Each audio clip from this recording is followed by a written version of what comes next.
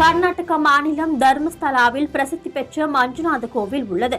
இங்கு ஊழியராக பணியாற்றி வந்த பீமா என்பவர் கடந்த 4ஆம் தேதி தர்மஸ்தலா காவல் நிலையத்தில் புகார் ஒன்றினை அளித்திருக்கிறார்.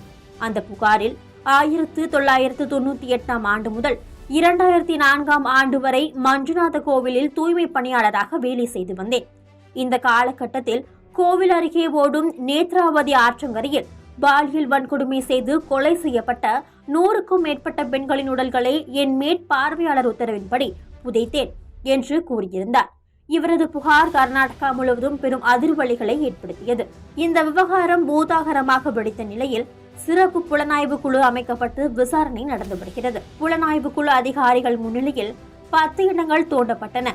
ஆனால் அந்த 10 இடங்களில் ஒரே ஒரு இடத்தில் மட்டும் மனித உடலின் 12 எலும்புகளும் ஒரு மண்டை ஓடு மட்டுமே கிடைத்தன.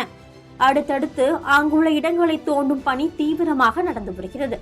இந்த நிலையில் அதே பகுதியைச் சேர்ந்த ஜெயந்த் என்ற நபர் கடந்த 10 ஆண்டுகளுக்கு முன் ஒரு இளம்பெண்ணின் உடல் ரகசியமாக புதைக்கப்பட்டதை நேரில் பார்த்ததாகவும் அதற்கான ஆதாரம் இருப்பதாகவும் அதிகாரிகளிடம் புகார் அளித்திருக்கிறார். இதனை அடுத்து செய்தியாளர்களிடம் பேசிய ஜெயந்த், 10 ஆண்டுகளுக்கு முன் இளம்பெண்ணின் உடல் எந்த சட்ட நடைமுறையும் இல்லாமல் பிரேத பரிசோதனை செய்யாமல் அடக்கம் செய்யப்பட்டது.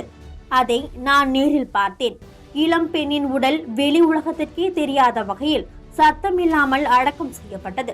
இதற்கான அனைத்து ஆதாரங்களும் என்னிடம் உள்ளது என்று பதட்டத்துடன் பேசியிருக்கிறார். இவரது வாக்குமூலத்தை தொடர்ந்து புலனாய்வு குழு அதிகாரிகள் விசாரணையை தீவிரப்படுத்தியது மட்டுமின்றி புகார் அளித்த ஜெயந்தை நேரில் ஆஜராகி விளக்கம் அளிக்க வேண்டும் என்றும் கூறியிருக்கின்றனர்.